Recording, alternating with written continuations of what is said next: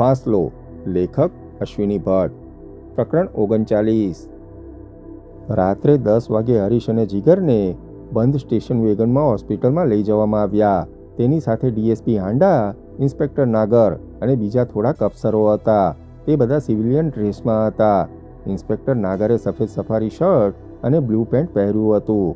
એ ચુનંદો અફસર અત્યારે કોઈ નિષ્ણાંત અને કાર્યશીલ ડૉક્ટર હોય તેવો લાગતો હતો. પકડાયા પછી હરીશ જૈનની અને નાગરની આ પ્રથમ જ મુલાકાત હતી. તેમ કહીએ તો ખોટું ન હતું. હલો હરીશ, મારે તમારી સાથે સારી રીતે વાત કરવી જોઈએ તેવી અપેક્ષા તમે રાખો છો ઇન્સ્પેક્ટર? હરીશે પૂછ્યું. નાગરે સ્મિત વેર્યું. જીગર તેના તરફ જોઈ રહ્યો. ચંદનને તમારે પકડી લેવો જોઈતો હતો. કમસે કમ ગોવિંદનો જાણતો ન જાત. પણ નહીં, તમારે તો રાષ્ટ્રપતિ ચંદ્રક મેળવવો હતો ને. તમને શી પડી હોય? તમને ખબર છે નાગર સાહેબ તમે શું ખોટું કર્યું છે તે? તમે સૂરજને ઓલવી નાખ્યો છે. તમે એક નરાધમ આદમી ન કરી શકે તેવું ભયાનક કૃત્ય કર્યું છે. You have killed my friend. મારા ગોવિંદને તમે મારી નાખ્યો છે. તમે મને પકડ્યો હતો તે પૂરતું ન હતું? My God, I hate you. મારા અંતરથી હું તમને ધિક્કારું છું મિસ્ટર નાગર, અને ઈશ્વર કરે ક્યારેક હું તમને આનો બદલો આપીશ. Yes, you will pay for this and pay like hell. કહીને હરીશ ચૂપ થઈ ગયો. તેની આંખમાં પાણી આવ્યું. તે ગુસ્સાથી ધ્રુજતો હતો. નાગરને પોતાને પારાવાર દુઃખ થતું હતું. એ છોકરાની વાત ખોટી તો ન હતી, પણ પોલીસને ક્યારેક હૈયે પથ્થરો મૂકીને કામ કરવું પડે છે. સમાજ રચનાની આ શૈતાની બાજુ છે.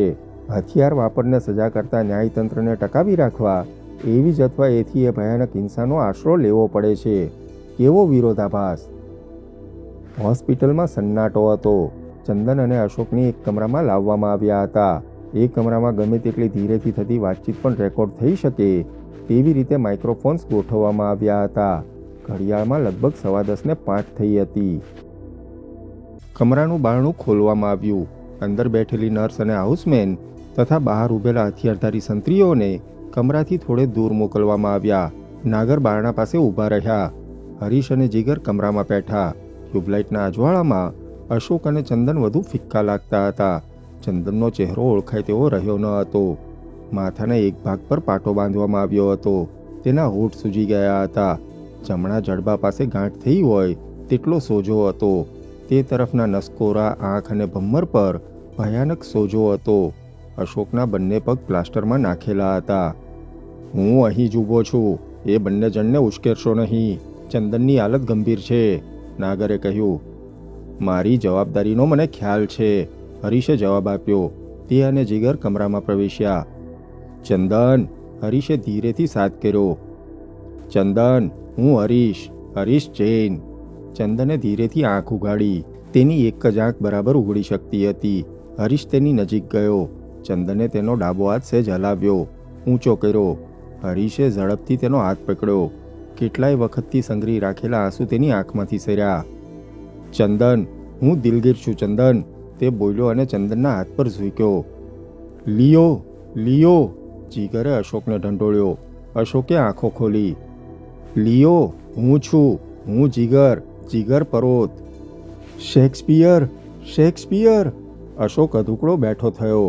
તેણે તૂટેલો હાથ જીગરના ગળે વીંટાળ્યો અને ધ્રુસકે રડી પડ્યો. બાજુની વિંગના એક કમરામાં ટેપ રેકોર્ડર મશીનનું સ્પૂલ ધીરેથી ફરતું હતું. ડીએસપી હાંડાએ ફરતા સ્પૂલ અને એમ્પ્લીફાયરમાંથી આવતો અવાજ સાંભળી રહ્યા. પોલીસે ઊભા કરેલા હંગામી રેકોર્ડિંગ રૂમમાં ટેપ ચાલતી હતી. ચક્રાવે ફરતી ટેપમાં રેકોર્ડ થનારા પ્રથમ શબ્દો એ હતા, લિયો અને શેક્સપિયર. અશોક, ચંદન, હરીશ અને જીગર ચારેય મિત્રો અત્યારે એક અનોખી પરિસ્થિતિમાં મળતા હતા. 36 કલાક પહેલાં તેમનો મોભો, તેમનું વ્યક્તિત્વ તદ્દન જુદું હતું, અને અત્યારે ભારતભરના લૂંટારાઓને આંબી જાય તેવા ખતરનાક ડાકુઓ તરીકે કુખ્યાત બનીને તે ઊભા હતા. ચંદન અને અશોક બંનેની સ્થિતિ ગંભીર હતી. ચંદન પારાવાર જખમો હેઠળ દર્દ અનુભવતો હતો. એક ઘોડો પણ બેહોશ થઈ જાય તેટલા પેઇન કિલર્સ તેને ડૉક્ટરોએ આપ્યા હતા, છતાં તે જાગતો હતો કારણ કે તે પકડાઈ ગયો હતો.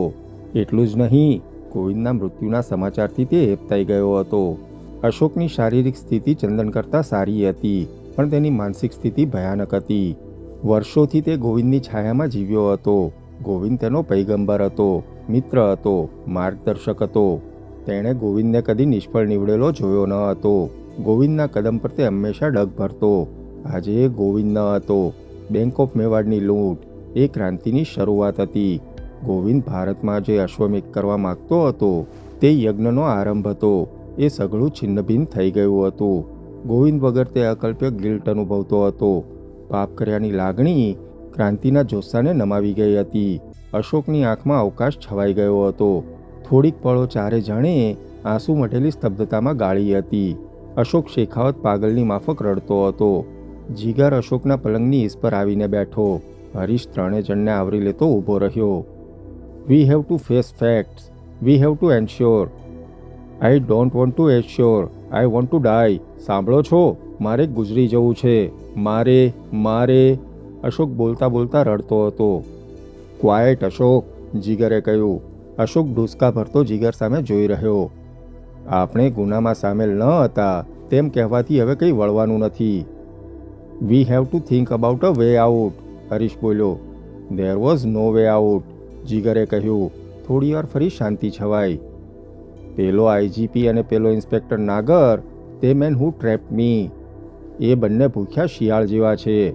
ભૂખ્યા વરુ જેવા, to be precise. I am scared of that soft spoken Nagar. Anyway, એ બંનેએ ગઈકાલે રાત્રે આપણને છેતર્યા. મને તો થયું તમારા બંને પર એ લોકોએ 3rd ડિગ્રી શરૂ કરી છે.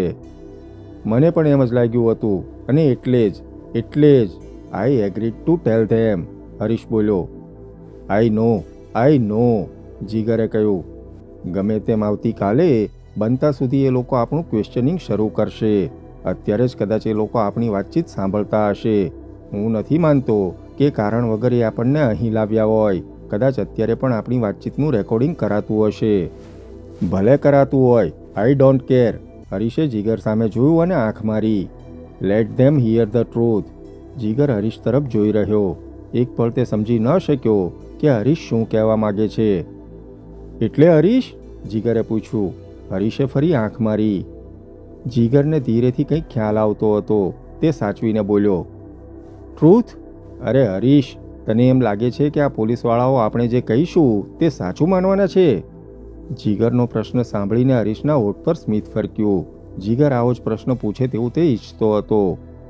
તેમને ન માનવું હોય તો ન માને જીગર, પણ એક વાત સ્પષ્ટ છે, પોલીસ જીતી છે. આપણે મૂંગા રહીશું તો એ લોકો આપણને હેરાન કરશે. આપણે જે હેરાનગતિ પામી રહ્યા છે તે ઓછી છે? એમ નહીં. પોલીસ આપણે લીધે આપણા પેરેન્ટ્સને હેરાન કરે તે મારાથી બરદાસ્ત થવાનું નથી, હરીશે કહ્યું. ગુનો કર્યો હોય તેની જવાબદારી ગુનેગારની છે, તેના મા બાપની નહીં, જીગરે કહ્યું. બરાબર છે, પણ એ આપણે કહીએ છીએ. બાકી પોલીસને જેટલો રસ આપણને પકડવામાં હતો તેટલો જ રસ લૂંટના મુદ્દામાલમાં છે. અને જ્યાં સુધી આપણે એ માલ વિશે તેમને માહિતી ન આપી શકીએ ત્યાં સુધી એ લોકો આપણને છોડવાના નથી. પણ એ માહિતી આપણે કેવી રીતે આપી શકવાના છીએ? જીગરે કહ્યું. That's the point. પણ એ કોણ માનવાનું છે? કોણ માની શકે? આપણે પોલીસની જગ્યાએ હોઈએ તો આપણે માનવાના હતા? મને એ જ ચિંતા છે. શું વાત કહેવી એ લોકોને? સાચી વાત કહેવી જોઈએ, ચંદન ધીરેથી બોલ્યો. આપણે હવે શું ગુમાવવાનું છે? એ જ તો પ્રશ્ન છે ને. કોણ માનવાનું છે કે આપણે એ પૈસા બિરેનને આપ્યા છે? અને તેમાંય જ્યારે તેમાંનો થોડો માલ મારા ઘરમાંથી મળી આવશે ત્યારે એ વાત કોણ માનવાનું હતું? હરીશ, જીગરે નાક પર આંગળી મૂકીને કહ્યું. જીગરને ખાતરી હતી કે ગમે તે રીતે પોલીસ આ વાતચીત સાંભળી રહી હતી, પણ હરીશ અટક્યો નહીં. હું મારા ઘરમાં જડતી થવા દેવાનો નથી. મારી પાસે જે પણ કંઈ છે તે હું સરેન્ડર કરી નાખીશ. I will tail them the truth. તારી પાસે જે છે તે તું પાછું આપી દેજે. મારી પાસે હવે કાંઈ નથી, જીગર બોલી ઉઠ્યો. તું જે મને કંઈ આપી ગયો હતો તેમાં રૂપિયા ન હતા. જીગર અકળાયો, મૂંઝાયો. એટલે જીગર? હરીશે પૂછ્યું. તે બધા કાગળો, એ દસ્તાવેજો, એ ફોટોગ્રાફ્સ, પ્રોમિસરી નોટો અને વોટ નોટ, એ બધું મેં નાખી દીધું છે. આઈ હેવ થ્રોન એવરીથિંગ, જીગરે જવાબ આપ્યો. હરીશ, એ ચીજો ગરમ લાય જેવી હતી. ઓહ ગોડ, જીગર, હું તને સાચવવા આપી ગયો હતો. એ ચીજો તે બરાબર છે, પણ મેં શરત કરી હતી ને. મેં તને કહ્યું ન હતું કે હું 24 કલાકમાં તેના પર વિચાર કરીને પછી નિર્ણય લઈશ કે મારે એ સામગ્રી રાખવી કે ફેંકી દેવી. Anyway, I decided to throw away the stuff. મને જો ખબર હોત કે આપણે આવી રીતે પકડાઈ જઈશું તો મેં એ ફેંકી દીધી ન હોત. જીગર, સાચે સાચ એ ચીજો તે ફેંકી દીધી છે? હરીશે પૂછ્યું. જીગરને કહેવાનું મન થયું કે એક પણ ચીજ તેણે ફેંકી નથી. જયસમંદને ઓતરાદે કિનારે રૂઠી રાણીના મહેલના અવાવરૂ ભોંયરામાં તે નાખી આવ્યો છે, પણ તે બોલ્યો નહીં. તે શા માટે બોલ્યો નહીં તે એને સમજાયું ન હતું. જેલવાસની છેલ્લી રાત્રિએ પણ તેને એ ખ્યાલમાં આવતું ન હતું. સાચે સાચ એટલે? હરીશ, એ ચીજો રાખવી કે નહીં તેનો નિર્ણય લેવાનું તે મારા પર છોડ્યું હતું ને? જીગરે પૂછ્યું. માય ગોડ જીગર, એ ચીજો ગોવિંદને કેટલી કામમાં આવી હોત. આઈ મીન, ગોવિંદ જીવતો હોત તો. પણ હવે એ વાત પતી ગઈ છે હરીશ. ગોવિંદ ઇઝ નો મોર. તેથી શું થયું? કદાચ એ બીજા કોઈના કામમાં આવત. ગોવિંદ ગુજરી ગયો છે, પણ જેને માટે એ ગુજરી ગયો તે idea, A Inquilab. Don't talk like that. હું પહેલેથી કહેતો હતો હરીશ કે આ આખી વાત સુસાઇડલ છે. The whole bloody idea is suicidal. પણ ગોવિંદ મારું કહેવું માનવા તૈયાર ન હતો. જીગર બોલ્યો. You had your choice. તને કોઈએ ફરજ પાડી ન હતી. તને. ચંદન ધીરેથી બોલ્યો. આઈ નો, જીગરે જવાબ આપ્યો. પણ મારે કમજોર ગણાવું ન હતું. ગોવિંદ જે આદર્શની વાત કરતો હતો તેમાં હું સંમત હતો, પણ લૂંટ.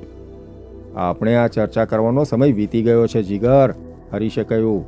આપણે માટે શ્રેષ્ઠ ચીજ છે બિરેનને શોધવાની. બિરેનને જો આપણે શોધી શકીએ તો આપણો ગુનો હળવો થઈ શકશે. હરીશ, તારું મગજ ફરી ગયું છે? જીગરે પૂછ્યું. બિરેન જેવો કોઈ માનવી છે તેવું કોણ માનશે? ક્યાંથી શોધશો તમે એ બિરેનને? તેનું સરનામું છે તમારી પાસે? હરીશ ઘડીભર શાંત રહ્યો, પછી ધીરેથી બોલ્યો.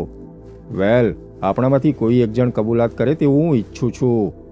કબૂલાત કરવાથી કોઈ છૂટવાનું નથી. કાયદો શું છે તે આપણે બધા જાણીએ છીએ, જીગરે જવાબ આપ્યો. કબૂલાત કરનાર તરફ કોર્ટ કદાચ થોડી રહમ રાખે.